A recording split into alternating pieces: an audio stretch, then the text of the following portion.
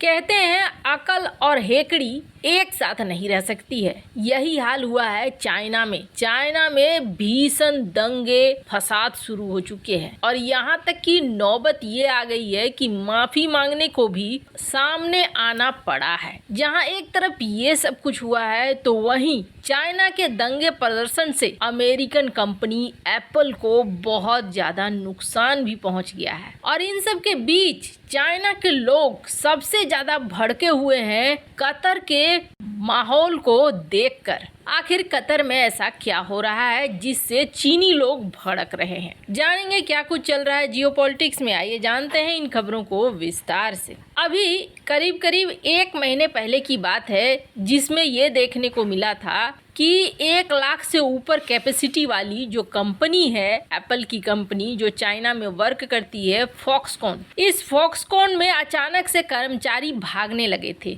दीवार फांद कर भागने लगे थे। बहुत सारे वर्कर जो हैं सड़कों पर यूं ही पैदल चलते हुए दिखाई दिए थे। कुछ नहीं भी मिला तो भी निकल लिए, रात को निकल लिए, कभी भी निकल लिए। इस तरीके के हालात बन गए थे। लोग दनादन भागे जा रहे थे। इनका कहना था कि एक तो क्वारंटाइन में लोगों को खाना नहीं मिलता है और कंपनी इस वक्त हमें इंसानों की तरह ट्रीट भी नहीं कर रही है। एक अफरा तफरी का माहौल तब बन गया जब ये पता चला कि लोगों के बीच में यहाँ पर महामारी फैल रही है। बाकी लोग भागने लगे। हालात बहुत बुरे हो गए और उस वक्त फॉक्सकॉन ने अपनी कंपनी को कुछ दिनों के लिए बंद कर दिया। फिर चाइनीज गवर्नमेंट आती है और गवर्नमेंट आने के बाद फॉक्सकॉन से बात करती है और कहती है कि चलो हम आपकी मदद करते हैं। चूंकि एप्पल एक बहुत बड़ा ब्रांड है, इस वक्त माने तो दुनिया की बेहतरीन कंपनी अगर किसी को कहा जाता है तो वो एप्पल को कहा जाता है। दुनिया भर में इसका एक अलग ही क्रेज है। लोग आईफोन 14 खरीदने के लिए जिस तरीके से उतावले हैं वो सारी चीजें देखकर भी समझ में आता है कि एप्पल बहुत बड़ा ब्रांड है और इसको बनाए रखना, बचाए रखना चाइना के लिए भी बहुत ज्यादा महत्वपूर्ण है। चाइनीज सरकार ने कहा हम आपके लिए वर्कर्स का बंदोबस्त करते हैं और आप आराम से अपना काम संचालन कर सकते हो। अब यहाँ पर हायरिंग शुरू हुई। हायरिंग में ये कहा गया कि हम आपको ज्यादा वेतन देंगे और ज्यादा वेतन देने का लालच देने के साथ साथ नए लोगों को हायर किया गया। पुराने लोग भी थे, नए लोग भी थे। अब करीब कैपेसिटी हो गई फॉक्सकॉन की 2 लाख की। लेकिन अब अचानक से यहाँ पर बवाल मचना शुरू हो गया और ये बवाल ऐसा मचा कि आप देख सकते हैं स्क्रीन पर किस तरीके से पूरी भीड़ पुलिस के साथ टकरा रही है। स्थिति संभालने लायक नहीं हो रही है। आखिरकार आंसू गैस छोड़ने पड़ रहे हैं ताकि प्रोटेस्टर को भगाया जा सके। और ये चीज जिस तरीके से चीन में हुई है इसकी उम्मीद बिल्कुल भी नहीं की जा सकती थी, क्योंकि चाइना में इस तरह का होना कोई आम बात नहीं है। और दूसरी बात कि तुरंत इसके वीडियो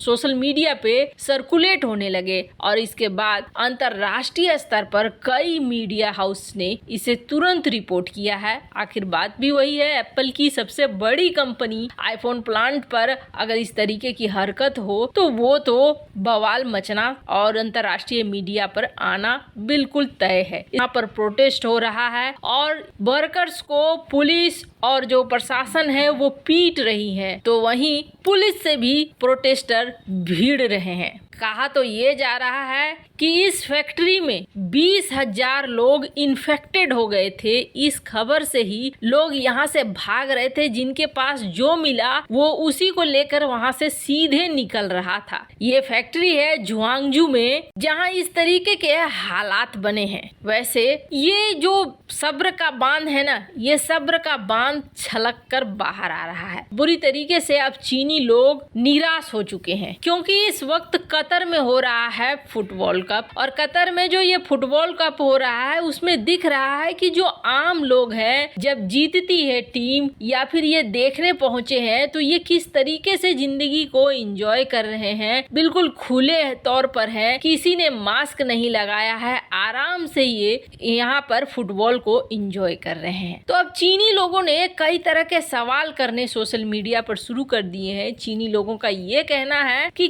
क्या कतर किसी और प्लेनेट में है, किसी और ग्रह में है? आखिर इन लोगों ने मास्क क्यों नहीं लगाए हैं? आखिर ये लोग लॉकडाउन में क्यों नहीं है? उसी तरीके से G20 की मीटिंग में भी लोगों ने देखा कि दुनिया अब खुल गई है, लोग बिना मास्क के, बड़े बड़े नेता बिना मास्क के मिल रहे हैं। इसका क्या मतलब है? इसका तो सीधा मतलब है कि ये लोग या तो दूसरे ग्रह से हैं या फिर हमारे अंदर कुछ प्रॉब्लम है। यहाँ पर ये भी देखने को मिला कि G20 की मीटिंग में बाइडेन, जो करीब 80 साल के हैं, वो भी बिना मास्क के घूम रहे हैं। अब इन सब चीजों से चीनी लोग बहुत आहत हो गए हैं। चीनी लोगों ने सोशल मीडिया पर पोस्ट करना शुरू कर दिया कि क्या कतर किसी और प्लेनेट में है जो वहाँ पर मास्क नहीं लगा रहे हैं लोग। चाइना में आपको बता दें, बहुत लंबे समय से एक तो लॉकडाउन चल रहा है, ऊपर से आप ये भी देखिए, ये जो गुआंगझू इलाका है जहाँ ये आईफोन फैक्ट्री को लेकर जो इतना बड़ा कांड हुआ है, चाइनीज सरकार ने क्या फैसला लिया? चाइनीज सरकार ने इस पर और बड़ा वाला लॉकडाउन लगा दिया और कहा कि नहीं, यहाँ पर अभी लॉकडाउन रहेगा। अब एप्पल में जो ये लड़ाई हो रही है, ये लड़ाई कई कारण से हो रही है। एक तो कहा जा रहा है कि यहाँ पॉजिटिव होने का खतरा बहुत ज्यादा है। दूसरा,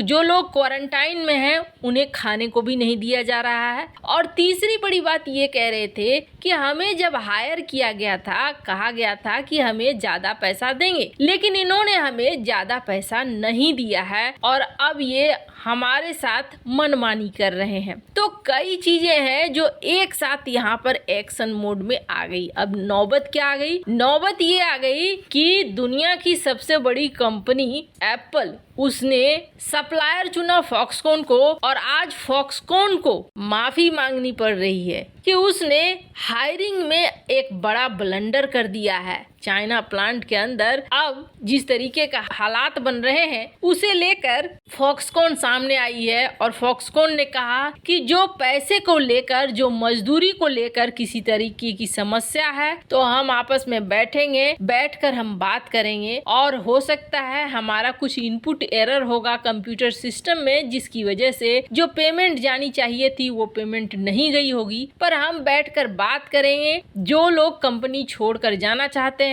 हम उसका भी रिस्पेक्ट करेंगे और उन्हें भी जाने देंगे। फॉक्सकॉन अपनी छवि सुधारने की कोशिश तो कर रही है, लेकिन एक तो फॉक्सकॉन के शेयर भी गिरे हैं 0.5% और दूसरी आईफोन की सेलिंग में भी गिरावट आई है और कहा जा रहा है कि 5% का लॉस होगा सिर्फ इस इवेंट की वजह से। यानी चाइना जहां पूरी तरीके से बर्बाद हो रहा है, तो इसका फायदा कहीं ना कहीं भारत और वियतनाम जैसे देशों को मिलेगा। वैसे इन सब मामले में आपकी क्या राय है? कमेंट कर जरूर बताएं।